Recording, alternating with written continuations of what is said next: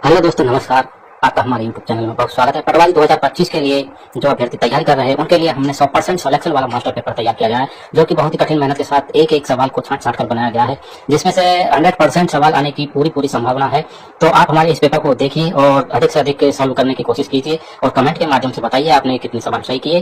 और वीडियो को लाइक कीजिए, शेयर कीजिए। चैनल को सब्सक्राइब नहीं किया है तो चैनल को सब्सक्राइब जरूर कर लेंगे। और हमारी पटवारी से संबंधित सभी वीडियो इस चैनल पर उपलब्ध है, जिसके लिए आप हमारी प्लेलिस्ट पे जाकर के वहां से पटवारी से संबंधित सभी वीडियोस देख सकते हैं। इसके अलावा अन्य भर्तियों से संबंधित सभी जो वीडियो है हमारे चैनल पर उपलब्ध है। आप प्लेलिस्ट में जाकर वहां से अलग से अपनी पेपर के अनुसार एक एक परीक्षा के अनुसार अलग अलग वीडियोस को देखें और लाइक कीजिए, शेयर कीजिए।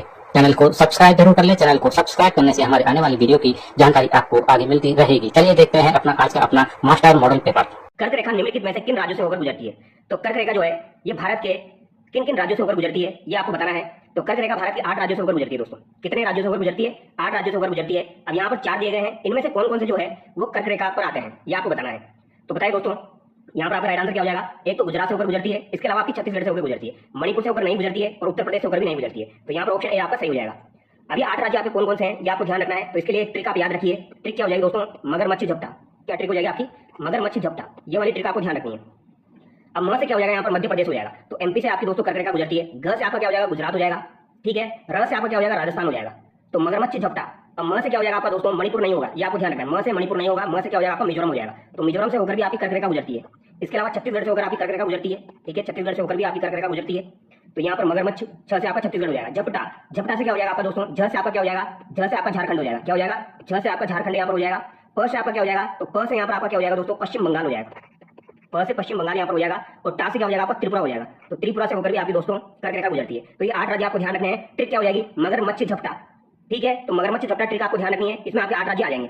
तो एक बार किसके से कौन सा राज्य निकल रहा है वो भी आप देख लेना। मणिपुर जो है दोस्तों ये कर्क रेखा के उत्तर में स्थित है। ये कर्क रेखा पर स्थित नहीं है, ये कर्क रेखा के उत्तर में स्थित है। तो अगर आपसे पूछा जाए कर्क रेखा के उत्तर में कौन सा राज्य स्थित है, तो मणिपुर स्थित है।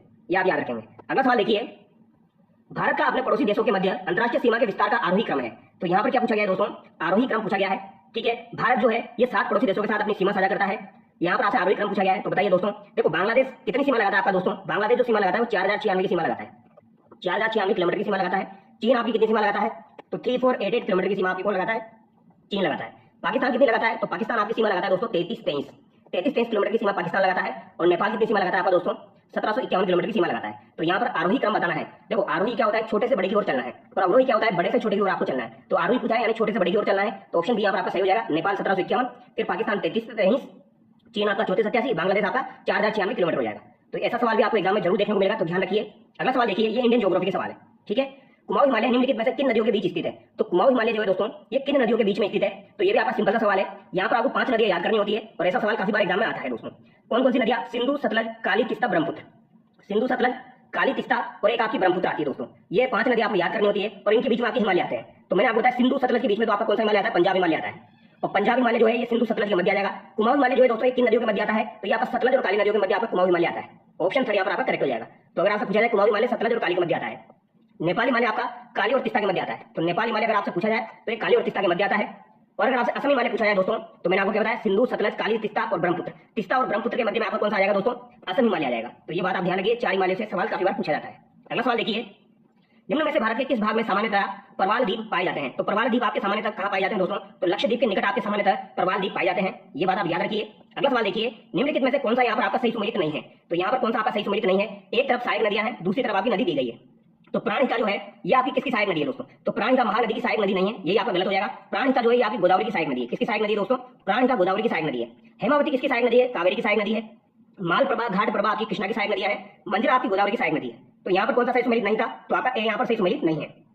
अगला सवाल देखिए, निम्नलिखित में से कौन सा सही सुमेलित नहीं है? तो यहाँ पर भी कौन सा आपका सही सुमेलित नहीं है। और खनिज से भी सवाल आपका एग्जाम में पूछा जाएगा दोस्तों, तो ये बात भी आप याद रखिए। तांबा चित्रदुर्ग दिया गया है। लोहा अयस्क आपका बेलारी दिया गया है। बेलारी आपका कहाँ पर हो जाएगा दोस्तों? कर्नाटक में हो जाएगा। बेलारी जो है ये कहाँ पर हो जाएगा? आपका कर्नाटक में हो जाएगा। तो ये भी आप याद रखिए, बेलारी जो है कर्नाटक में लोहा अयस्क की खदान है, ये तो बिल्कुल सही दिया गया है। यहाँ पर पूछा कौन सा आपका सही सुमेलित नहीं है। ठीक है, और तांबा चित्रदुर्ग आपका दिया गया जो कि गलत हो जाएगा दोस्तों। ये तांबा चित्रदुर्ग में नहीं है आपका। मैग्नीज भीलवाड़ा यहाँ पर दिया गया दोस्तों। तो मैग्नीज भीलवाड़ा भी यहाँ पर गलत हो जाएगा, क्योंकि मैग्नीज आपका जो है दोस्तों ये कहाँ पर मिलेगा आपको? तो मैग्नीज आपका भीलवाड़ा में आपको नहीं मिलेगा। ये आपका चित्रदुर्ग कर्नाटक में आपको मैग्नीज देखने को मिलेगा। बॉक्साइट कटनी यहाँ पर दिया गया है। तो कटनी जो है यहाँ पर कहाँ पर है? एमपी में है और ये बॉक्साइट के लिए प्रसिद्ध है। तो यहाँ पर आपका 2 और 4 सही हो जाएगा। लेकिन यहाँ पर क्या पूछा गया? कौन सा आपका सही सुमेलित नहीं है? तो कौन सा सही सुमेलित नहीं है? तो यहाँ पर 1 और 3 आपका सही सुमेलित नहीं है। ऑप्शन सी यहाँ पर आपका करेक्ट हो जाएगा।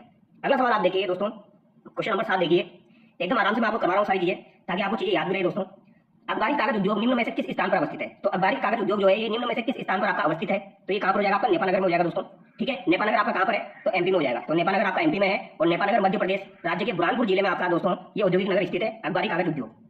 अगला सवाल देखिए, निम्नलिखित में से कौन हड़प्पा संस्कृति के पूर्वी सीमा का निर्धारण करता है? तो एक सवाल आपको दोस्तों सभ्यता से जरूर देखने को मिलेगा। तो यहाँ पर सिंपल सा सवाल पूछा गया है, जो हड़प्पा संस्कृति है आपकी उसकी पूर्वी सीमा का निर्धारण कौन करता है? तो बताइए पूर्वी सीमा का निर्धारण कौन करता है दोस्तों? तो ये आपका आलमगीरपुर उत्तर प्रदेश करता है। ऑप्शन सी यहाँ पर आपका करेक्ट हो जाएगा। आलमगीरपुर यूपी जो है ये आपकी उत्तरी सीमा का पूर्वी सीमा का निर्धारण करता है। ठीक है, उत्तरी सीमा का निर्धारण कौन करेगा? मांडा करेगा, जो कि आपका कहां पर हो जाएगा? जम्मू कश्मीर में हो जाएगा। दक्षिणी सीमा का अगर आपसे पूछा जाए निर्धारण कौन करेगा, तो देमाबाद जो है ये आपका दक्षिणी सीमा महाराष्ट्र में हो जाएगा। ठीक है, तो उत्तरी हो गया, दक्षिणी हो गया और आपका पूर्वी हो गया। अब पश्चिम अगर आपसे पूछा जाए तो पश्चिम का कौन करेगा दोस्तों? तो सुत का गेंडोर आता है आपका, सुत का गेंडोर जो कि बलूचिस्तान में है, वो आपकी दोस्तों पश्चिमी सीमा का निर्धारण करती है। तो ये चारों सीमाएं आपको ध्यान रखनी है। अगला सवाल देखिए, निम्नलिखित में से असुमेलित विकल्प है, तो यहाँ पर कौन सा विकल्प आपका असुमेलित है ये आपको बताना है। विरही मक्का यहाँ पर दिया गया है, तो विरही किसकी किस्म है दोस्तों? ये आपकी मक्का की किस्म नहीं है। विरही किसकी किस्म है? ये आपकी चावल की किस्म है। तो विरही किसकी किस्म है? चावल की किस्म है। तो यहाँ पर आपका गलत हो जाएगा। मुदंग यहाँ पर मूंग की किस्म हो जाएगी, इक्षु गन्ना की हो जाएगी और यह आपकी जौ की किस्म हो जाएगी। तो विरही आप याद रखिए चावल की किस्म है। अगला सवाल देखिए, निम्नलिखित युग्मों में से कौन सा यहाँ पर सही रूप से सुमेलित है? तो कौन सा यहाँ पर सही रूप से सुमेलित है ये आपको बताना है दोस्तों। तो यहाँ पर दीवान ए बंदगान जो दिया गया है फिरोज तुगलक, ये आपका बिल्कुल सही सुमेलित है। ठीक है, दीवान ए बंदगान फिरोज तुगलक ये आपका बिल्कुल सही सुमेलित है दोस्तों। दासों की देखरेख के लिए जो विभाग होता था उसे क्या कहा जाता था दोस्तों? तो दासों की देखरेख के लिए जो विभाग होता था उसे कहा जाता था दीवान ए बंदगान। ठीक है, और ये फिरोज तुगलक के समय आपका हो जाएगा। अगर आपसे पूछा जाए दीवान ए मुस्तक राज क्या है दोस्तों, तो ये राजस्व विभाग था। ये किसके समय था? आपका अलाउद्दीन खिलजी के समय का था। ठीक है, तो दीवान ए मुस्तक राज आपका अलाउद्दीन खिलजी के समय हो जाएगा। दीवान ए रियासत भी आपकी किसके समय हो जाएगी? अलाउद्दीन खिलजी के समय हो जाएगी। और दीवान ए अर्ज जो है ये भी आपका इंपॉर्टेंट है। दीवान ए अर्ज आपका सैन्य विभाग का दोस्तों, कैसा विभाग था? सैन्य विभाग था। और किसके समय का हो जाएगा? आपका बलबन के समय का हो जाएगा। ठीक है, तो यहाँ पर आपका राइट आंसर ऑप्शन डी हो जाएगा और चारों मैंने आपको एक्सप्लेन कर दिए हैं। तो ये बात आप याद रखिए, यहाँ पर आपको सुमेलित करना है दोस्तों। एक तरफ पुस्तक दी गई है, एक तरफ आपके लेखक दिए गए हैं। देखिए बच्चों, इस वीडियो को वही बंदा देखेगा जिसको एग्जाम में सिलेक्शन लेना है, क्योंकि बाकी बच्चे तो रास्ता जीके पढ़ने में रह जाएंगे। जो अदर चीजें पढ़ेगा दोस्तों सिलेक्शन उसका ही होगा, क्योंकि आपका जो है पटवारी में काफी सारा सिलेबस है। अदर चीजें काफी सारी आती है, जैसे कि Indian geography, Indian polity, Indian आपकी हिस्ट्री आती है। तो इन चीजों पर भी आपको ध्यान देना पड़ेगा। ठीक है, तो बताइए इसका आंसर क्या हो जाएगा दोस्तों आपका? यहाँ पर आपको सुमेलित करना है। तो राज पंचायत जो पुस्तक है ये किसके द्वारा लिखी गई है दोस्तों? तो ये नंददास के द्वारा आपकी लिखी गई है। चैतन्य भागवत किसके द्वारा लिखी गई है दोस्तों? तो चैतन्य भागवत जो है ये आपकी वृंदावन दास के द्वारा लिखी गई है। चैतन्य मंगल है, चैतन्य मंगल आपकी जय नंदा के द्वारा लिखी गई है। और भक्ति रत्नाकर जो है ये नरहरि चक्रवर्ती के द्वारा आपकी लिखी गई है। ऑप्शन सी यहाँ पर आपका करेक्ट हो जाएगा। भक्ति रत्नाकर आप ध्यान रखिए, नरहरि चक्रवर्ती ये ज्यादा इंपॉर्टेंट है, आपकी काफी बार एग्जाम में आती है आपकी। ठीक है, अगला सवाल देखिए, औरंगजेब ने किसको साहिबात उच्च जमानी की उपाधि प्रदान की थी? तो साहिबात उच्च जमानी की उपाधि औरंगजेब के द्वारा किसको प्रदान की गई थी? तो ये आपको बताना है दोस्तों। तो बताइए साहिबात उच्च जमानी की उपाधि औरंगजेब के द्वारा किसको प्रदान की गई थी? तो ये जहां आरा को प्रदान की गई थी। किसको प्रदान की गई थी दोस्तों? जहां आरा को प्रदान की गई थी। ये आप याद रखेंगे। जहां आरा कौन हो जाएगी? तो सम्राट शाहजहां और महारानी मुमताज जो थी उनकी सबसे बड़ी बेटी हो जाएगी आपकी जहां आरा। तो शाहजहां मुमताज की सबसे बड़ी बेटी थी जहां आरा, तो इसके लिए उपाधि हो जाएगी आपकी साहिबात उच्च जमानी। अगला सवाल देखिए, निम्नलिखित में से कौन से लोकप्रिय आंदोलन 1857 के पश्चात हुए थे? यानी 1857 के बाद में कौन कौन से हुए थे? एक तो आपका संताल विद्रोह यहाँ पर दिया गया है। ठीक है, संताल विद्रोह यहाँ पर दिया गया है। तो ये कब हुआ था आपका दोस्तों संताल विद्रोह? तो बताइए इसका राइट आंसर क्या हो जाएगा? तो क्वेश्चन नंबर 13 जो है ये आपका इंपॉर्टेंट है। संताल विद्रोह आपका कब हुआ था दोस्तों? तो 1855-56 में हुआ था। कब हुआ था ये आपका? 1855-56 में हुआ था। तो ये तो आपका राइट आंसर होगा नहीं। ठीक है, यहाँ पर पूछा गया हमसे कौन सा यहाँ पर आपका 1857 के बाद हुआ था। तो संताल विद्रोह इसमें नहीं आएगा। यानी एक यहाँ से गया, एक यहाँ से गया और एक यहाँ से गया, 2 3 4 आपका बचा है। तो आप ये याद रखिए संताल विद्रोह आपका 1857 की क्रांति के पहले हो गया था। ठीक है, नीली क्रांति या नील क्रांति आपकी कब हुई थी दोस्तों? तो ये 1859-60 में हुई थी आपकी। कब हुई थी? 1859-60 में हुई थी। दक्कन कृषक दंगे आपके कब हुए थे? तो ये 1875 में आपके हुए थे। इसके अलावा बिरसा मुंडा विद्रोह वेरी वेरी इंपॉर्टेंट है। बिरसा मुंडा विद्रोह अगर आपसे पूछा जाए ये कब हुआ था? तो 1899 से 1900 ईस्वी में ये आपका हुआ था। और ये इंपॉर्टेंट है, ये याद रखिए, काफी बार एग्जाम में आता है आपका। बिरसा मुंडा विद्रोह 1899 से 1900 ईस्वी में हुआ था। अगला सवाल देखिए, भारत सेवक समाज की स्थापना किस वर्ष की गई? तो भारत सेवक समाज की स्थापना किस वर्ष की गई? अच्छा सवाल है आपका दोस्तों, पूछा जा सकता है एग्जाम में। तो ये आपकी दोस्तों 1905 में गोपाल कृष्ण गोखले के द्वारा की गई थी। तो गोपाल कृष्ण गोखले के द्वारा दोस्तों आपके भारत सेवक समाज की स्थापना 1905 में की गई। महत्वपूर्ण सवाल है। अगला सवाल है, निम्नलिखित में से किस अधिनियम को भारतीय संविधान के पूर्वगामी के रूप में जाना जाता है? तो ये भी आपका सिंपल सा सवाल हो जाएगा। भारत सरकार अधिनियम 1935 को आपके दोस्तों भारतीय संविधान के पूर्वगामी के रूप में जाना जाता है। अगला सवाल देखिए, संविधान सभा की पहली बैठक कहां पर आयोजित की गई थी? तो संविधान सभा की जो आपकी पहली बैठक हुई थी दोस्तों वो आपकी कहां पर आयोजित हुई थी? तो 9 दिसंबर 1946 को आपकी पहली बैठक हुई थी। ठीक है, 9 दिसंबर 1946 को आपकी पहली बैठक हुई थी और ये आपकी दिल्ली में आयोजित हुई थी। ऑप्शन ए यहाँ पर आपका सही हो जाएगा। ठीक है, और संविधान सभा की जो पहली बैठक हुई थी उसमें कितने सदस्यों ने भाग लिया था? तो 207 सदस्यों ने यहाँ पर भाग लिया था। तो ये भी आपसे पूछा जा सकता है, 207 सदस्यों ने यहाँ पर भाग लिया था। अगला सवाल देखिए, भारतीय संविधान का निम्नलिखित में से कौन सा उपबंध ब्रिटेन के संविधान से नहीं लिया गया है? तो ब्रिटेन के संविधान से आपका कौन सा नहीं लिया गया है? तो मूल अधिकार जो है दोस्तों आपके ब्रिटेन के संविधान से नहीं लिए गए हैं। विधि शासन, विधायी प्रक्रिया, द्विसदन पद्धति ये आपके ब्रिटेन से ली गई है। लेकिन जो मूल अधिकार है दोस्तों ये कहां से लिया गया है? ये यूएसए से लिया गया है, यानी कि अमेरिका से लिया गया है। तो ऑप्शन डी यहाँ पर आपका सही हो जाएगा। अगला सवाल देखिए, किस भारतीय राष्ट्रपति ने भारतीय डाकघर संशोधन विधेयक 1986 के लिए पॉकेट वीटो का प्रयोग किया था? तो दोस्तों एक बार पॉकेट वीटो का प्रयोग किया गया था और वो ज्ञानी जेल सिंह के द्वारा किया गया था आपका दोस्तों ठीक है, 1986 में। ऑप्शन बी यहाँ पर आपका सही हो जाएगा। अगला सवाल देखिए, लोकसभा अध्यक्ष अपना इस्तीफा निम्न में से किसे सौंप सकते हैं? तो लोकसभा अध्यक्ष अपना इस्तीफा जो है दोस्तों वो किसको सौंप सकते हैं, ये आपको बताना है। और ये अच्छा सवाल है, पूछा जा सकता है। तो ये किसे सौंप सकते हैं दोस्तों? लोकसभा के उपाध्यक्ष को सौंप सकते हैं। ठीक है, भारतीय संविधान का जो आपका अनुच्छेद 81 है दोस्तों, उसमें आपके लोकसभा की संरचना का प्रावधान दिया गया है। तो लोकसभा की संरचना का प्रावधान आपका 81 में दिया गया है। और संविधान में अनुच्छेद 93 जो है दोस्तों, उसके अनुसार लोकसभा स्वयं ही अपने सदस्यों में से एक अध्यक्ष और एक उपाध्यक्ष चुनती है। किसके कौन सा अनुच्छेद में दिया गया है? आपका 93 में दिया गया है। तो यहाँ पर ऑप्शन डी आपका सही हो जाएगा। अगला सवाल देखिए, नीति आयोग की शासकीय परिषद में शामिल है। तो नीति आयोग की जो शासकीय परिषद है, इसमें भारत के प्रधानमंत्री, इसके अलावा दोस्तों सभी राज्यों के मुख्यमंत्री, विधायिका वाले केंद्र शासित प्रदेश के मुख्यमंत्री, अन्य केंद्र शासित प्रदेशों के उपराज्यपाल। तो यहाँ पर तो उपयुक्त सभी आपके सही हो जाएंगे। ठीक है, अगला सवाल देखिए, 73वां जो संविधान संशोधन अधिनियम के संदर्भ में निम्न में से असत्य कथन का आपको चुनाव करना है। तो बताइए, इसके माध्यम से पंचायती राज संस्थाओं को संवैधानिक दर्जा प्रदान किया गया। तो ये बात तो बिल्कुल सही हो जाएगी। ठीक है, इसके द्वारा संविधान में भाग 9 जोड़ा गया। तो ये बात भी आपकी सही हो जाएगी। इसके माध्यम से 11वीं अनुसूची में कुल 218 विषय जोड़े गए। तो ये गलत हो जाएगा। टोटल आपके 29 विषय यहाँ पर जोड़े गए थे। तो ये आपका गलत हो गया। इसके माध्यम से संविधान में 11वीं अनुसूची जोड़ी गई। तो ये भी आपका सही हो जाएगा। यानी कि यहाँ पर दोस्तों आपका ए बी डी जो है वो सही है, सी यहाँ पर आपका गलत हो गया। अच्छा सवाल ये भी आपका पूछा जाता है। तो ध्यान रखिए, 18 विषय जो है वो आपका नगर पालिका में हो जाएगा। पंचायती राज की बात की जाए यानी पंचायत की बात की जाए तो वहां पर आपके 29 विषय आ जाएंगे। अगला सवाल देखिए, पंचायत अंतरण सूचकांक 2024 में किस राज्य ने समग्र रैंकिंग में शीर्ष स्थान प्राप्त किया है? तो ये आपके करंट अफेयर का सवाल है और काफी शानदार सवाल है। ये कर्नाटक जो है दोस्तों, इसने आपके समग्र रैंकिंग में शीर्ष स्थान प्राप्त किया है पंचायत अंतरण सूचकांक के अंतर्गत। तो यहाँ पर ऑप्शन सी आपका करेक्ट होगा। अगला सवाल देखिए, हाल ही में फोर्ट विलियम का नाम बदलकर, तो आपका फोर्ट विलियम जो था उसका नाम बदल दिया गया है और उसका नाम विजय दुर्ग कर दिया गया है। तो ये कहां पर स्थित था? तो फोर्ट विलियम आपका कहां पर स्थित है? ये कोलकाता में स्थित था। इसका नाम बदल दिया गया है और विजय दुर्ग इसका नाम कर दिया गया है। तो कोलकाता आप याद रखेंगे। प्रथम मुख्य सूचना अधिकारी सम्मेलन 2025 का आयोजन कहां किया गया? तो प्रथम मुख्य सूचना अधिकारी सम्मेलन 2025 का आयोजन कहां पर हुआ है? तो बताइए दोस्तों। तो आपका नई दिल्ली में हुआ है। ऑप्शन बी यहाँ पर आपका सही हो जाएगा। ये 18 फरवरी को हुआ था आपका नई दिल्ली में। Life on Mars collected stories पुस्तक के लेखक है। तो लाइफ ऑन मार्स, इसके लेखक आपके कौन हो जाएंगे दोस्तों, ये आपको बताना है। तो इसके लेखक आपके नमिता गोखले हो जाएगी। कौन हो जाएगी? नमिता गोखले। अगला सवाल देखिए दोस्तों, युद्धाभ्यास बोंगो सागर 2025 भारत और किस देश के मध्य आयोजित होने वाला अभ्यास है? तो युद्धाभ्यास जो है बोंगो सागर 2025 ये किस किस के मध्य हुआ है? तो नाम से पता लग रहा है बोंगो सागर, ये आपका दोस्तों भारत और बांग्लादेश के मध्य हुआ है। ऑप्शन सी यहाँ पर आपका सही हो जाएगा। ठीक है, तो भारत और बांग्लादेश के मध्य ये हुआ है। अगला सवाल देखिए, लता दीनानाथ मंगेशकर पुरस्कार 2025 से किसे सम्मानित किया गया? तो लता दीनानाथ मंगेशकर पुरस्कार 2025 आपके मंगलम बिरला जो है दोस्तों, इनको सम्मानित किया गया है। और ये आप याद रखेंगे, इंपोर्टेंट सवाल बनता है आपका। ये सवाल आपका जब भी बनाए एग्जाम में पूछा गया है। एशियाई कुश्ती चैंपियनशिप 2025 में भारत के किस पहलवान ने कांस्य पदक जीता? तो एशियाई कुश्ती चैंपियनशिप जो हुई थी दोस्तों, उसमें आपका किस पहलवान ने कांस्य पदक जीता है? तो बताइए दोस्तों, राइट आंसर आपका क्या हो जाएगा? तो यहाँ पर आपका नितेश बिल्कुल राइट आंसर हो जाएगा। ऑप्शन ए यहाँ पर आपका करेक्ट होगा। अगला सवाल देखिए, आईसीसी चैंपियन ट्रॉफी 2025 का आयोजन कहाँ किया गया? तो आईसीसी चैंपियन ट्रॉफी 2025 आपकी हुई थी, तो इसका आयोजन कहाँ पर किया गया? तो बताइए दोस्तों, भारत, इंग्लैंड, यूएई या पाकिस्तान? यहाँ पर आपको बताना है कहाँ पर किया गया था। तो ये कहाँ पर हुआ था दोस्तों? ये आपका दोस्तों यूएई में हुआ था एक तो, इसके अलावा कहाँ पर हुआ था? पाकिस्तान में हुआ था। तो यहाँ पर ऑप्शन सी आपका करेक्ट हो जाएगा। 3 और 4 यहाँ पर आपका सही है। भारत और इंग्लैंड में इसका आयोजन नहीं हुआ था। अगला सवाल देखिए, अच्छा इसका आयोजन कब से कब तक हुआ? तो ये भी आपको ध्यान रखना है दोस्तों। इसमें आपका भारत जो है वो विजेता बना था। ठीक है, चैंपियन ट्रॉफी जो हुई थी इसमें भारत विजेता बना था। उप विजेता आपका न्यूजीलैंड रहा था और भारत 12 साल बाद तीसरी बार चैंपियन बना था इसमें, वो भी आप याद रखिए। हाल ही में भारतीय विधि सेवा की पहली केंद्रीय महिला विधि सचिव किसे नियुक्त किया गया? तो पहली महिला विधि सचिव किसे नियुक्त किया गया? तो अंजू राठी राणा। ऑप्शन बी यहाँ पर आपका सही हो जाएगा। अगला सवाल देखिए, देश का 58वां tiger reserve Madhav tiger reserve किस राज्य में स्थित है?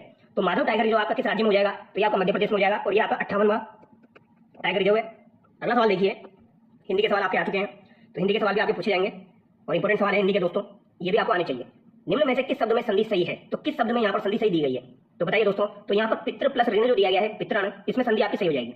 आत्म प्लस उत्सर्ग जो दिया गया है उसमें आपकी संधि आत्मोत्सर्ग होनी चाहिए, यानी गुण संधि इसमें हो जाएगी। तो इसमें क्या होगा? आपका आत्मोत्सर्ग होगा। क्या होगा दोस्तों? आत्मोत्सर्ग। लेकिन यहाँ पर आत्मोत्सर्ग लिख दिया है तो गलत हो गया। कटु प्लस उक्ति को क्या लिखेंगे? अपन कटुक्ति लिखेंगे, बट कटुक्ति जो लिखेंगे उसमें बड़ी ऊ की मात्रा आएगी। राशि प्लस अंतरण को क्या लिखेंगे दोस्तों? तो राश्यंतरण लिखेंगे इसको। यहाँ पर यह लगा के गड़बड़ कर दी, यही होना चाहिए था। ठीक है, तो यहाँ पर सही हो जाएगा। अगला सवाल देखिए, निम्नलिखित में से किस शब्द का समास विग्रह सही नहीं है? तो किस शब्द का समास विग्रह आपका सही नहीं हुआ है? तो ये आपको बताना है दोस्तों। तो यहाँ पर आपका अनुसरण जो है, शरण जाना के बाद शरण, यानी शरण के बाद शरण, अनुसरण। कष्ट साध्य, कष्ट को साधने वाला। तो कष्ट साध्य का मतलब क्या हो जाएगा दोस्तों? कष्ट को साधने वाला नहीं होगा, ये क्या हो जाएगा? कष्ट से साध्य या कष्ट से साधने योग्य। इसमें करण तत्पुरुष आपका हो जाएगा, तो ये आपका गलत हो गया दोस्तों। बैलगाड़ी से हो जाएगा आपका बैल से चलने वाली गाड़ी, यानी कि इसमें भी आपका करण तत्पुरुष हो गया। न्यूनार्थक, न्यून है जिसका अर्थ, तो ये भी आपका सही दिया गया है, इसमें आपका कर्मधारय समास हो जाएगा। ठीक है, तो यहाँ पर भी आपका गलत हो गया। निम्न में से किस विकल्प में प्रत्यय का सही प्रयोग नहीं हुआ है? तो किस विकल्प में प्रत्यय का सही प्रयोग नहीं हुआ है? यहाँ पर आपके 4 ऑप्शन देखिए। अक, आरण्यक, ठंडक, भोजक, अर्थ दिया गया है रंगत, संगत, जुगत, एया दिया गया है खिवैया, गवैया, रखिया, और ना दिया गया झरना, घराना और आपका सुहाना। तो किसमें आपका सही प्रयोग नहीं हुआ है? तो यहाँ पर झरना, घराना, सुहाना जो है इसमें आपका सही प्रयोग नहीं हुआ है दोस्तों, ना का। ठीक है, झरना, नहाना, पालना, गाना, दाना जो है उसमें ना हो जाएगा। लेकिन आपका जो घराना है दोस्तों, इसमें घर प्लस आना हो जाएगा, इसमें ना नहीं होगा, इसमें घर प्लस आना हो जाएगा। तो ये आपका गलत हो गया।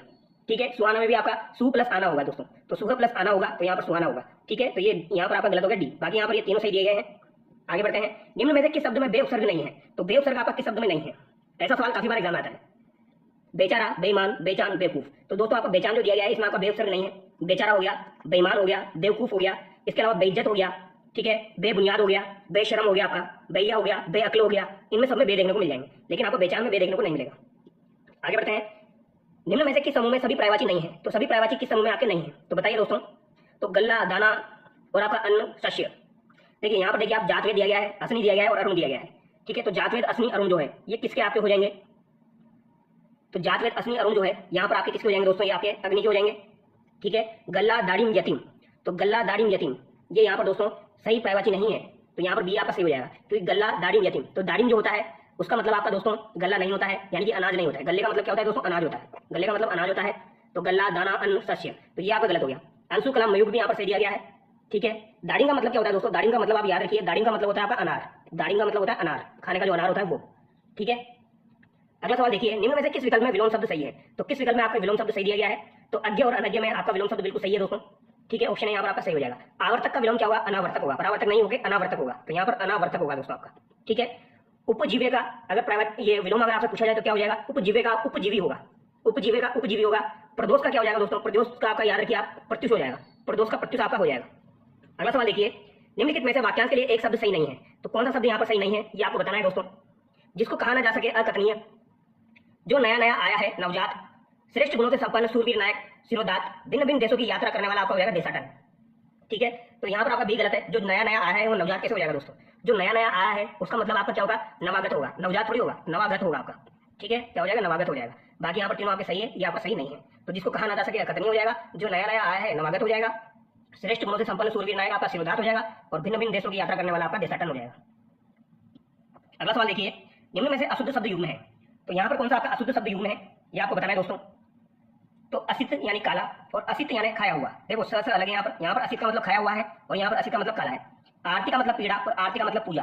तो यहाँ पर दोस्तों आपका गलत हो गया। जो आरती होती है आपकी उसका मतलब आपका पीड़ा होता है, लेकिन जो आरती होती है दोस्तों इसका मतलब क्या हो जाएगा? आपका विराम हो जाएगा। आरती का मतलब क्या हो जाएगा? आपका विराम हो जाएगा, ठीक है। आरती का मतलब विराम हो जाएगा। आरती में जिसमें बड़ी की मात्रा आती है ना उसका मतलब होता है पूजा। जिसमें बड़ी की मात्रा आती है उसका मतलब होता है पूजा। जिसमें आरती में आपकी छोटी की मात्रा आती है ना उसका मतलब क्या होता है? विराम होता है। तो यहाँ पर गड़बड़ होगी, बी आपका गलत हो जाएगा। बाकी उर का मतलब हृदय होता है और उर का मतलब जांग होता है, ये भी आप याद रखिए। कर्मी का मतलब कीड़ा होता है और कर्मी यानी कर्मचारी आपका हो जाएगा, ठीक है। तो आरती जिसमें छोटी की मात्रा आती है उसका मतलब विराम होगा, जिसमें बड़ी की मात्रा आती है उसका मतलब क्या हो जाएगा? पूजा हो जाएगा। अगला सवाल देखिए। निम्न में से किस विकल्प में शुद्ध शब्द है? तो शुद्ध शब्द आपका किस विकल्प में हो जाएगा? तो बताइए दोस्तों। यहाँ पर आपका चरमोत्कर्ष दिया गया है, तो ये तो गलत हो गया आपका। चरमोत्कर्ष ये तो बिल्कुल गलत हो गया, ठीक है। घनकृत यहाँ पर दिया गया है दोस्तों, तो ये घनकृत भी आपका गलत है, क्योंकि यहाँ पर कैसे होगा ये दोस्तों? ये झनकृत सॉरी, यहाँ पर होगा आपका झ आएगा, फिर झ के बाद में यहाँ पर बिंदी आएगी आपकी और ये झनकृत आपका होता है। चरमोत्कर्ष को कैसे लिखा जाता है बता देता हूँ मैं आपको। चरमोत्कर्ष को लिखा जाता है दोस्तों चरमोत्कर्ष, इस तरीके से लिखा जाता है, ठीक है। जबकि यहाँ पर यहाँ पर लगा दिया तो ये गलत हो गया। फिर इसके बाद आपका आया यहाँ पर तदंतर। तो तदंतर जो है इसको ऐसे नहीं लिखा जाता है, इसको कैसे लिखा जाता है दोस्तों? इसको लिखा जाता है तदंतर, इस तरीके से। तो यहाँ पर आपका जो है ये दुःस्वप्न जो है ये बिल्कुल सही हो जाएगा, दुःस्वप्न। निम्न में से कौन सा वाक्य अशुद्ध है? तो यहाँ पर कौन सा वाक्य आपका अशुद्ध हो जाएगा? तो आज उसके गुप्त रहस्य का राज खुला, ये आपका गलत हो जाएगा दोस्तों। आज उसके गुप्त रहस्य का राज खुला। बाकी यहाँ पर तीनों आपके सही दिए गए हैं। अगला सवाल देखिए। निम्न में से किस मुहावरे का भावार्थ सही नहीं है? तो किस मुहावरे का भावार्थ आपका सही नहीं है ये आपको बताना है। अंडे का सहजादा विवेकहीन होना। तो अंडे का सहजादा विवेकहीन होना कैसे हो जाएगा दोस्तों? तो अंडे का सहजादा यानी कि क्या होगा? उसको अनुभवहीन बोलेंगे हम। यहाँ पर क्या पूछा गया? कौन सा यहाँ पर सही नहीं है, ठीक है। तो यहाँ पर ए आपका सही नहीं हो जाएगा, क्योंकि इसे क्या बोलेंगे हम? अनुभवहीन। क्या बोलेंगे इसे हम? अनुभवहीन, ठीक है। तो अंडे का सहजादा यानी कि अनुभवहीन। खून सूखना, बहुत भयभीत हो जाना, बिल्कुल सही है। गले मरना, इच्छा के विरुद्ध। चोटी हाथ में होना यानी वश में होना, ये भी आपका सही हो जाएगा। तो यहाँ पर ए आपका गलत हो गया। निम्न में से किसका हिंदी रूपांतरण सही नहीं है? तो किसका हिंदी रूपांतरण यहाँ पर सही नहीं है? तो डेलिब्रेशन यहाँ पर परिसीमन बिल्कुल सही है। कॉन्टीजेंसी यहाँ पर आपका दोस्तों निषिद्ध बिल्कुल सही है, ठीक है। सॉरी यहाँ पर गलत हो गया है, सवाल ही गलत है। यहाँ पर अपने गलत पढ़ लिया। यहाँ पर पूछा है कौन सा यहाँ पर सही है, तो सही यहाँ पर कौन सा है? तो डेलिब्रेशन का मतलब परिसीमन नहीं होता है दोस्तों। डेलीसीमन का मतलब क्या होता है? डेलिब्रेशन का मतलब आपका क्या होता है? विचार विमर्श होता है। क्या होता है? विचार विमर्श। कंटीजेंसी का मतलब आपका क्या हो जाएगा दोस्तों? आकस्मिकता हो जाएगी। इसका मतलब क्या हो जाएगा आपका? आकस्मिकता हो जाएगी। क्या हो जाएगा दोस्तों? आकस्मिकता। इंडाउटमेंट का मतलब क्या हो जाएगा दोस्तों? आपका ये बिल्कुल सही दिया गया है, अक्षय निधि। तो यहाँ पर सी आपका राइट होगा। बहुत सी बार हम क्या करते हैं? पढ़ने में गलती कर देते हैं और पढ़ने की वजह से हमारा सवाल गलत हो जाता है, तो ध्यानपूर्वक पढ़ना है दोस्तों, ठीक है। अगला सवाल देखिए। निम्न में से आईबीएम के बारे में सत्य कथन है। तो आईबीएम ये कंप्यूटर के सवाल है आपके। आईबीएम का पूरा नाम आपका इंटरनेशनल बिजनेस मशीन हो जाएगा, ठीक है। इसका मुख्यालय पेरिस में स्थित है, तो ये आपका गलत हो गया, ठीक है, क्योंकि इसका मुख्यालय आपका पेरिस में स्थित नहीं है दोस्तों, यूएसए में स्थित है आपका, ठीक है। यूएसए में इसका मुख्यालय स्थित है आपका, न्यूयॉर्क सिटी यूएसए में। इसे बिग ब्लू भी कहा जाता है और वर्तमान में इसके सीईओ अरविंद कृष्णा है, तो ये बात भी आपकी सही है। अगला सवाल देखिए, निम्न कथनों पर विचार करिए और सत्य कथन की पहचान कीजिए। माइक्रो प्रोसेसर को कंप्यूटर की तीसरी पीढ़ी में स्विचिंग डिवाइस के रूप में काम में लिया गया। तो माइक्रो प्रोसेसर जो था उसको तीसरी पीढ़ी में स्विचिंग डिवाइस के रूप में काम में लिया गया। क्या ये बात सही है आपकी? दुनिया का प्रथम माइक्रो प्रोसेसर शक्ति है जो आईआईटी मद्रास द्वारा बनाया गया था। तो बताइए यहाँ पर कौन सा आपका सही हो जाएगा? तो यहाँ पर दोनों आपके सही नहीं है, ऑप्शन ए यहाँ पर आपका सही हो जाएगा। ठीक है, माइक्रो प्रोसेसर को कंप्यूटर के विकास की चतुर्थ पीढ़ी में बनाया गया था, तीसरी में नहीं बनाया गया था, इसे फोर्थ पीढ़ी में आपका बनाया गया था। देखो मैं आराम से करवा रहा हूँ क्योंकि मेरी भी खुद की भी तबियत खराब हो रही है, तो मैं धीरे धीरे आपको चीजें करवा रहा हूँ। ठीक है, और दुनिया का जो पहला माइक्रो प्रोसेसर था वो कौन सा था आपका दोस्तों? इंटेल 400 जो था, ये आपका दुनिया का पहला माइक्रो प्रोसेसर था दोस्तों, जो कि आपका इंटेल कंपनी के द्वारा ही बनाया गया था। तो इंटेल 400।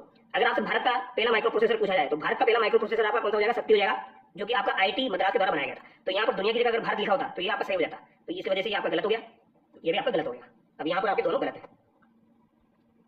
निम्न में से कौन सा कंप्यूटर ताप, दाब व गति को मापता है? तो ताप को मापेगा, दाब को मापेगा, गति को भी मापेगा। ऐसा कौन सा कंप्यूटर आपका हो जाएगा दोस्तों? तो एनालॉग कंप्यूटर आपका हो जाएगा। अगला सवाल देखिए, एक व्यक्ति जो कंप्यूटर में इनपुट के लिए अपने हाथों का इस्तेमाल नहीं कर सकता तो उसके लिए कौन सा डिवाइस उपयुक्त होगा ताकि वो आसानी से इनपुट कर सके? तो जिसके पास हाथ नहीं है दोस्तों उसके लिए ऐसा कौन सा डिवाइस है जिससे वो आसानी से इनपुट कर सके? तो ऐसा कौन सा डिवाइस आपका हो जाएगा? ये हो जाएगा आपका स्पीच रिकॉग्निशन। यहाँ पर ऑप्शन सी आपका करेक्ट होगा। कौन सा हो जाएगा?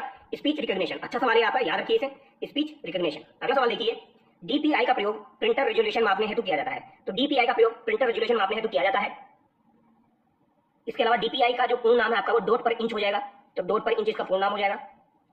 डीपीआई जितनी अधिक होगी इमेज उतनी ही खराब होगी। प्रिंटर में टोनर प्रयुक्त होती है। तो यहाँ पर थर्ड आपका गलत हो गया, क्योंकि डीपीआई जितनी अधिक होगी इमेज आपकी उतनी ही अच्छी होगी, खराब थोड़ी होगी, अच्छी होगी। तो यहाँ पर 1 2 4 आपका करेक्ट हो जाएगा, यानी कि सी यहाँ पर आपका सही है। और डीपीआई की फुल फॉर्म आप याद रखिए, डॉट पर इंच।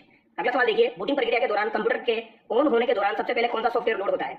तो सबसे पहले कौन सा सॉफ्टवेयर आपका लोड होता है? तो बेसिक इनपुट आउटपुट सिस्टम या आपका BIOS जिसे कहते हैं वो आपका ओपन होगा दोस्तों। MS पावरपॉइंट 365 प्रेजेंटेशन में हाइपरलिंक इंसर्ट करने के लिए निम्न में से किस शॉर्टकट कुंजी का उपयोग किया जाता है? तो किस शॉर्टकट कुंजी का आपका हाइपरलिंक के लिए प्रयोग किया जाता है? तो Ctrl+K का प्रयोग किया जाता है हाइपरलिंक के लिए।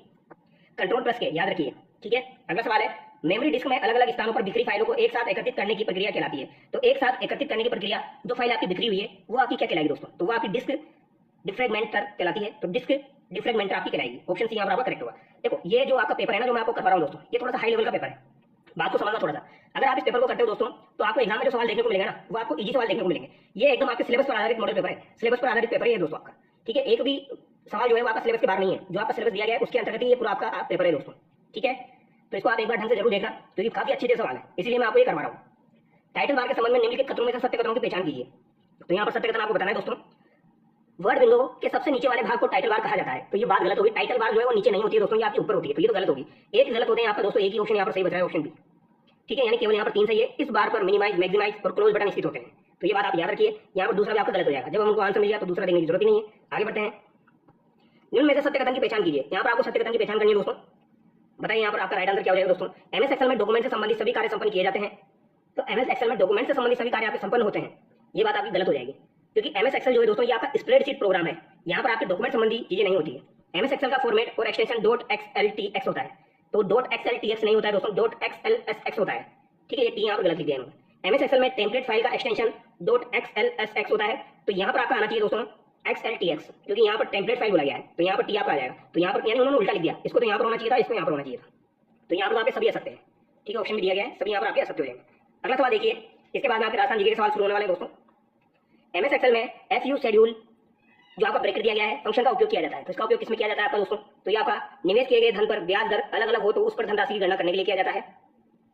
यदि आप स्लाइड का क्रम बदलना चाहते हैं तो किस व्यू ऑप्शन को प्रयोग में लेंगे? तो अगर आपका स्लाइड का क्रम अगर आपको बदलना है तो किस व्यू ऑप्शन का प्रयोग करेंगे दोस्तों? तो यहाँ पर स्लाइड शॉर्ट रिव्यू का प्रयोग किया जाता है। ठीक है, किसका प्रयोग किया जाएगा? स्लाइड शॉर्ट रिव्यू का प्रयोग किया जाता है। MS पावरपॉइंट में किस टैब में पैराग्राफ ग्रुप पाया जाता है? तो पैराग्राफ ग्रुप आपका किस टैब में पाया जाता है? तो ये आपका होम टैब में दोस्तों आपको पैराग्राफ ग्रुप देखने को मिलेगा। अच्छा सवाल है आपका। तो MS पावरपॉइंट में अगर आपको पैराग्राफ ग्रुप देखना है दोस्तों तो होम टैब में आपको जाना पड़ेगा। अगला सवाल देखिए, निम्नलिखित में से वो कौन सा प्रोटोकॉल है जिसके माध्यम से इंटरनेट और नेटवर्क डिवाइस आपस में सूचनाओं का आदान प्रदान करते हैं? तो ऐसा कौन सा हो जाएगा आपका? TCP और IP हो जाएगा। ठीक है, ये आपका इंटरनेट का सवाल है। तो इंटरनेट तथा नेटवर्क डिवाइस आपस में सूचनाओं का आदान प्रदान करते हैं, तो TCP और IP हो जाएगा। TCP का मतलब क्या होता है? ट्रांसमिशन कंट्रोल प्रोटोकॉल, और IP का मतलब होता है इंटरनेट प्रोटोकॉल। ईमेल के बारे में कौन सा कथन यहाँ पर आपका सत्य है, ये आपको बताना है दोस्तों। तो बताइए ईमेल के बारे में आपका कौन सा कथन यहाँ पर सत्य हो जाएगा? ईमेल में 5 से अधिक अटैचमेंट नहीं हो सकते हैं, पहला कथन है आपका। इसके अलावा देखिए, भेजे गए अवांछित एवं अनचाहे संदेश को कुकीज कहा जाता है। ईमेल भेजने वाले को रिसीवर तथा प्राप्त करने वाले को सेंडर कहा जाता है। तो यहाँ पर अपन से क्या पूछा गया था दोस्तों? कौन सा यहाँ पर सही है पूछा गया था? तो ये तीनों काफी गलत है। ईमेल पर संदेश भेजने के लिए SMTP तथा संदेश प्राप्त करने के लिए POP प्रोटोकॉल का प्रयोग किया जाता है, ये आपका सही हो जाएगा। ठीक है, क्योंकि देखो मैं आपको बता देता हूँ, ईमेल का पूरा नाम जो है वो इलेक्ट्रॉनिक मेल हो जाएगा और ईमेल के जन्मदाता आपके कौन हो जाएंगे? रे टॉमलिंसन हो जाएंगे। रे टॉमलिंसन के द्वारा ईमेल की आपकी खोज की गई थी। ठीक है, ईमेल में कई अटैचमेंट हो सकते हैं, उसमें कोई फिक्स नहीं है आपको इतने अटैचमेंट होंगे, लेकिन उसकी साइज फिक्स है। आप 25 MB की जो फाइल होती है वही ट्रांसफर कर पाते हो। ठीक है, अगला सवाल देखिए। अब यहाँ पर आसान जी के सवाल आपके आ चुके हैं। गोसुंडी अभिलेख किस भाषा में लिखा गया है? तो गोसुंडी अभिलेख आपका किस भाषा में लिखा गया है दोस्तों? तो ये आपका संस्कृत भाषा में लिखा गया है। ऑप्शन सी यहाँ पर आपका सही हो जाएगा। और अगर आपसे लिपि पूछी जाए तो ब्राह्मी लिपि में लिखा गया है, और भाषा पूछी जाए तो संस्कृत में लिखा गया है। और ये आपका ऐसा दोस्तों अभिलेख था जिसमें आपको वैष्णव संप्रदाय यानी भागवत संप्रदाय की भी जानकारी मिलती है। ठीक है, गोसुंडी आपका कहाँ पर हो जाएगा? तो ये आपका कौन से गाँव में हो जाएगा दोस्तों? गोसुंडी चित्तौड़गढ़ जिले में हो जाएगा। निम्नलिखित में से किस नगर का ऐतिहासिक नाम शरणवाही नगर था? तो शरणवाही नगर किसका नाम हो जाएगा दोस्तों? सिरोही का हो जाएगा आपका। ठीक है, सिरोही को शरणवाही कहा जाता है और इसे अर्बुद प्रदेश के नाम से जाना जाता है। आगे देखिए, निम्न में से कौन सा शासक कोटा का प्रथम स्वतंत्र शासक था? तो कोटा का प्रथम स्वतंत्र शासक आपका कौन हो जाएगा दोस्तों? तो ये आपका माधो सिंह हो जाएगा। कौन हो जाएगा? माधो सिंह हो जाएगा। कोटा प्रारंभ में किसके अंतर्गत आता था? बूंदी राज्य के अंतर्गत आता था। फिर बाद में कोटा का नाम कोटिया भील के नाम पर पड़ा, और जो आपका माधो सिंह था दोस्तों, इसने कोटा राज्य का स्थापना की थी। तो माधो सिंह के द्वारा ही कोटा राज्य की स्थापना की गई थी, इसलिए इसे प्रथम स्वतंत्र शासक कहा गया है। राजस्थान के शासकों को अपनी बहादुरी, वीरता और आत्मसम्मान एवं बलिदान के लिए जाना जाता है। तो ये आपके कौन हो जाएंगे? अमर सिंह राठौड़ हो जाएंगे दोस्तों। इनको बहादुरी, वीरता और आत्मसम्मान बलिदान के लिए जाना जाता है। आगे देखिए, निम्न में से किस शासक ने मराठाओं के दबाव में आकर आत्महत्या की थी? तो मराठाओं के दबाव में आकर आत्महत्या किसके द्वारा की गई थी? ये भी आपका अच्छा सवाल है दोस्तों, काफी बार आता रहता है। क्या आंसर हो जाएगा? ईश्वरी सिंह यहाँ पर आपका राइट आंसर हो जाएगा। ठीक है, ईश्वरी सिंह जो है दोस्तों, ये सवाई जयसिंह का ज्येष्ठ पुत्र था, और ये आपका 1743 में राजा बना था। 1743 ईस्वी में ये राजा बना था। इसका भाई जो था और ये जो था, इसके मध्य में आपका दोस्तों युद्ध हुआ था। इसका भाई था माधो सिंह और एक था आपका ईश्वरी सिंह। तो इनके मध्य काफी युद्ध हुए थे दोस्तों, आपने सुना होगा, पाटन का युद्ध, काफी सारे युद्ध हुए थे। राजपुताना रियासतों की ईस्ट इंडिया कंपनी के साथ संधि को सही कालक्रम के अनुसार व्यवस्थित कीजिए। तो ईस्ट इंडिया कंपनी के साथ जो संधिया हुई थी उसमें सबसे पहले आपकी करौली ने की थी दोस्तों, हरबंशपाल के द्वारा, नवंबर 1817 में सबसे पहले करौली के द्वारा की गई थी। फिर कोटा में दिसंबर 1817 में की गई थी। फिर उदयपुर में तो आपकी काफी बात हुई थी, जनवरी 1818 में आपकी उदयपुर में हुई थी। जनवरी 1818 में उदयपुर ने संधि की थी। ठीक है, तो यहाँ पर आपका क्या आंसर होना चाहिए? 1, फिर 1 होना चाहिए, फिर 3rd होना चाहिए, फिर 2 होना चाहिए। तो 1, 3rd, 2 आपका किसमें दिया गया है? तो 1, 3rd, 2 आपका ऑप्शन डी यहाँ पर करेक्ट हो जाएगा। नीमच छावनी निम्नलिखित में से किस पॉलिटिकल एजेंट के नियंत्रण में थी? तो नीमच छावनी आपकी किस पॉलिटिकल एजेंट के नियंत्रण में थी दोस्तों? अच्छा सवाल है आपका। नीमच छावनी किस पीए के नियंत्रण में थी? तो बताइए दोस्तों, ये आपके मेजर सावर्स के नियंत्रण में हो जाएगी। ऑप्शन सी यहाँ पर आपका सही हो जाएगा। चूरू में सर्वहितकारिणी सभा की स्थापना किसके द्वारा की गई थी? तो स्वामी गोपाल दास के द्वारा दोस्तों चूरू में आपकी सर्वहितकारिणी सभा की स्थापना की गई थी। कब की गई थी? तो ये 1907 में आपकी की गई थी। ठीक है, स्वामी गोपाल दास भी थे, कन्हैयालाल ढूंढ भी थे, राम मास्टर भी थे, उनके सहयोग से हुई थी। और इसे ही दोस्तों चूरू की कांग्रेस भी कहा जाता है। सर्वहितकारिणी सभा जो है इसे ही चूरू की कांग्रेस भी कहा जाता है। धर्मचंद सुराणा का संबंध किस प्रजामंडल से है? यह सवाल मैंने आपको टेलीग्राम पर अपलोड किया हुआ है। धर्मचंद सुराणा का संबंध आपका किस प्रजामंडल से हो जाएगा? तो सिरोही प्रजामंडल से आपका धर्मचंद सुराणा का संबंध हो जाएगा। ठीक है, अगला सवाल देखिए, नागौर में शुक्र तालाब का निर्माण किसके द्वारा करवाया गया? तो ये सवाल आपका एग्जाम में पूछा जा चुका है, सेट के एग्जाम में आया था आपका दोस्तों। तो शुक्र तालाब का निर्माण दोस्तों अकबर के द्वारा आपका नागौर में करवाया गया था, जब आपका नागौर दरबार लगा था 1570 में, उस समय इसका निर्माण करवाया गया था। खेड़ बालोतरा का रणछोड़ जी का मंदिर किस काल की कला का प्रतिनिधित्व करता है? तो रणछोड़ जी का जो मंदिर है दोस्तों, ये किस काल की कला का प्रतिनिधित्व करेगा? गुर्जर पटिहार का। तो अगर आपसे पूछा जाए रणछोड़ जी का मंदिर जो है वो खेड़ बालोतरा में आपका स्थित है। शेखावटी क्षेत्र की सबसे बड़ी छतरी मानी जाती है। तो शेखावटी क्षेत्र की सबसे बड़ी छतरी आपकी रामगोपाल पोदार की छतरी हो जाएगी। तो रामगोपाल पोदार की छतरी आपकी सबसे बड़ी छतरी हो जाएगी। झिलाई, इसरदा, सामोद आदि ठिकानों की कला किस चित्रशैली से संबंधित है? तो सामोद दोस्तों आपका जयपुर के अंतर्गत आता है। इसरदा आपका दोस्तों सवाई माधोपुर में आ जाएगा, यानी ये सब ढूंढार शैली में आपके आ जाएंगे। ऑप्शन सी यहाँ पर आपका करेक्ट होगा। राजस्थान में कठपुतली उत्पाद व कठपुतली लोगों को किस वर्ष जीआई टैग प्रदान किया गया? तो कठपुतली उत्पाद और कठपुतली लोगो जो है इसको किस वर्ष जीआई टैग दिया गया? यहाँ पर सन आपसे पूछा गया है, तो बताइए भैया इसका राइट आंसर क्या हो जाएगा आपका? तो यहाँ पर आपका 2009 और 2017 आपको बिल्कुल सही हो जाएगा। ठीक है, तो कठपुतली कला जो है ये आपकी उदयपुर की प्रसिद्ध है ज्यादातर। तो ठीक है, कठपुतली जो है ये कौन सी लकड़ी से बनाई जाती है? अगर आपसे पूछा जाए तो अरडू की लकड़ी से बनाई जाती है। तो कठपुतली आपकी अरडू जो होता है इसकी लकड़ी से बनाई जाती है। और कठपुतली उत्पाद को 2009 में, इसके अलावा कठपुतली का जो लोगो है वो 2017 में दोस्तों जीआई टैग दिया गया। उत्पाद को पहले दिया गया और आपका दोस्तों जो कठपुतली लोगो उसको बाद में दिया गया 2017 में। फल्गुबाई का संबंध किससे हो जाएगा? तो चरी नृत्य से हो जाएगा। राजस्थान की लोककला से संबंधित श्रीलाल जोशी का संबंध किस क्षेत्र से है? तो श्रीलाल जोशी का संबंध आपका भीलवाड़ा से हो जाएगा दोस्तों, इंपोर्टेंट है आपका, पर चित्रकला से संबंधित आपके। अगला सवाल देखिए, निम्नलिखित में से असुमेलित का चयन कीजिए। बताइए इसका आंसर क्या होगा दोस्तों? क्वेश्चन नंबर 75 का आंसर बताइए दोस्तों। शीतला माता चाकसू बिल्कुल सही है। ठीक है, यहाँ पर असुमेलित का चयन करना है, सवाल को ध्यान से पढ़ लेना है। जीर्ण माता आपका रेवासा शिखर बिल्कुल सही हो जाएगा। सचिया माता सोरसेन दिया गया है, तो ये गलत हो जाएगा दोस्तों। सचिया माता जो है ये सोरसेन आपका दिया गया है, जो कि गलत हो जाएगा दोस्तों। ठीक है, सचिया माता आपकी कहाँ पर हो जाएगी? तो ये आपकी ओसिया जोधपुर में हो जाएगी। सचिया माता कहाँ पर हो जाएगी दोस्तों? ओसिया जोधपुर में आपकी हो जाएगी। तो ये आपका गलत हो गया। सोरसेन 12 में है दोस्तों आपका, और यहाँ पर सोरसेन जो है ये 12 में हो जाएगा। और यहाँ की कौन सी माता प्रसिद्ध है आप कमेंट करके बताना। यहाँ पर आपका केवल 3rd यहाँ पर दोस्तों गलत हो जाएगा। अगला सवाल देखिए, निम्न में से मेवात का प्रसिद्ध वाद्य यंत्र है। तो मेवात का प्रसिद्ध वाद्य यंत्र आपका भपंग हो जाएगा। कौन सा हो जाएगा? भपंग हो जाएगा। नीचे दिए हुए कथनों में से कौन सा कथन आपका सही है? राज्य का राज्यपाल अपने पद पर राष्ट्रपति के प्रसाद पर्यंत तक रहता है, तो ये बात तो बिल्कुल सही है। राज्यपाल की नियुक्ति भारत के मुख्य न्यायाधीश द्वारा की जाती है, तो ये बात आपकी गलत हो जाएगी भैया। तो यहाँ पर केवल 1 आपका सही है, केवल ये जो 2 है ये आपका गलत हो गया, क्योंकि राज्यपाल की नियुक्ति किसके द्वारा की जाती है भैया? ये राष्ट्रपति के द्वारा ही की जाती है। ठीक है, अगला सवाल देखिए, भारतीय संविधान के किस अनुच्छेद के अंतर्गत राज्यपाल महाधिवक्ता की नियुक्ति करता है? तो राज्यपाल जो है वो महाधिवक्ता की नियुक्ति अनुच्छेद 165 के तहत ही करता है, जिसमें आपके महाधिवक्ता का उल्लेख दिया गया है। मुख्यमंत्री की नियुक्ति भारत के संविधान के किस अनुच्छेद के अंतर्गत होती है? तो मुख्यमंत्री की नियुक्ति जो है दोस्तों ये आपकी 164 के अंतर्गत होती है। ऑप्शन डी यहाँ पर आपका सही हो जाएगा।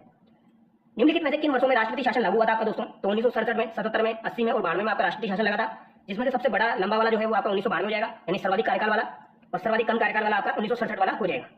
तो ये बात भी आप याद रखिए, ठीक है। इस समय आपके कौन थे? 1967 के समय जो है आपके मुख्यमंत्री कौन थे? मोहनलाल सुखाड़िया थे। इस समय आपके हरिदेव जोशी थे 1977 के समय, और यहाँ पर आपके भैरव सिंह शेखावत थे, यहाँ पर भी आपके भैरव सिंह शेखावत थे। तो याद रखिए, मोहनलाल सुखाड़िया, हरिदेव जोशी, भैरव सिंह शेखावत ये आपके मुख्यमंत्री थे जब आपका राष्ट्रपति शासन लगा था। राजस्थान के किस जिले में सबसे अधिक विधानसभा सीटें हैं? तो जयपुर में आपकी सबसे अधिक विधानसभा सीटें हो जाएगी दोस्तों, ठीक है, इसमें कोई डाउट वाली बात नहीं है। अगला सवाल देखिए, निम्न में से कौन कभी भी राजस्थान विधानसभा के विपक्ष के नेता नहीं रहे? तो राजस्थान विधानसभा के विपक्ष के नेता यहाँ पर कभी भी नहीं रहे हैं, तो ये कौन नहीं रहे हैं? तो ये निरंजन नाथ आचार्य जो है ये कभी भी आपके दोस्तों राजस्थान विधानसभा के विपक्ष के नेता नहीं रहे। नरेंद्र सिंह रहे, लक्ष्मण सिंह रहे, रामनारायण चौधरी आपके रहे, ठीक है। अगला सवाल देखिए, निम्नलिखित में से कौन राज्य की पहली महिला मुख्य सचिव रही है? तो पहली महिला मुख्य सचिव आपकी कौन हो जाएगी? कुशल सिंह हो जाएगी, ठीक है। तो पहली महिला मुख्य सचिव अगर आपसे पूछी जाए तो कुशल सिंह हो जाएगी। और मुख्य सचिव में सबसे कम कार्यकाल किसका रहा है? तो मुख्य सचिव में सबसे कम कार्यकाल आपका आर.डी. थापर का रहा है। आर.डी. थापर जो है दोस्तों इनका सबसे छोटा कार्यकाल रहा है। तो आर.डी. थापर भी आप याद रखिए, अगर फ्यूचर में पूछ लिया जाए। राजस्थान सूचना आयोग के प्रथम अध्यक्ष कौन थे? तो सूचना आयोग जो है इसके प्रथम अध्यक्ष आपके कौन हो जाएंगे? तो 18 अप्रैल 2006 को इसका गठन हुआ था। 18 अप्रैल 2006 को इसका गठन हुआ था, और प्रथम अध्यक्ष आपके कौन थे? एम.डी. कुरानी हो जाएंगे, ठीक है। दूसरे कौन हो जाएंगे? टी. श्रीनिवासन हो जाएंगे। अभी आपके कौन है? एम.एल. लाठर है। अगला सवाल देखिए, राज्य में लोकायुक्त निम्न में से किस कार्य की जांच कर सकता है? तो लोकायुक्त किस कार्य की जांच कर सकता है ये आपको बताना है। भ्रष्टाचार, अकर्मण्यता, पद के दुरुपयोग। तो लोकायुक्त किसकी जांच यहाँ पर कर सकता है? तो बताइए भैया। तो ये भ्रष्टाचार की जांच कर सकता है, अकर्मण्यता की जांच कर सकता है, पद के दुरुपयोग की जांच कर सकता है। ऑप्शन सी यहाँ पर आपका सही हो जाएगा। चंबल नदी के संदर्भ में आपको असत्य कथन यहाँ पर बताना है दोस्तों। तो चंबल नदी के संदर्भ में आप असत्य कथन बता दीजिए। तो यहाँ पर 4 कथन आपको दिए गए हैं दोस्तों, तो बताइए आपका राइट आंसर क्या हो जाएगा। चंबल नदी राजस्थान में अवनाली का प्रदर्शन करती है, बिल्कुल सही बात है। चंबल नदी का प्राचीन नाम चमनवती आपको मिल जाएगा, ये भी सही है। चंबल नदी के 84 से प्रवेश के तुरंत बाद आलनिया नदी बाईं ओर से चंबल में मिलती है। तो क्या ये बात आपकी सही है? तो बताइए भैया, ये बात आपकी सही है क्या? तो ये बात आपकी दोस्तों यहाँ पर क्या पूछा गया सवाल में, सही है या सही नहीं है?